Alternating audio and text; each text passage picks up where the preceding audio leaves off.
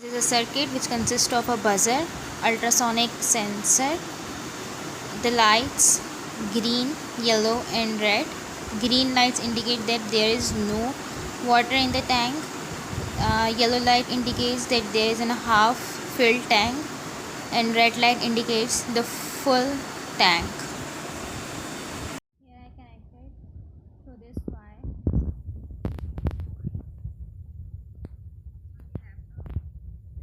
which supplies to this circuit, and it starts working. This yellow light indicates that there is no water, and hence there is no water around the sensor.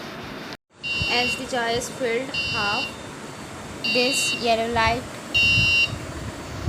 blinks and buzzer starts with a pause. When the jar is filled with the water, the red light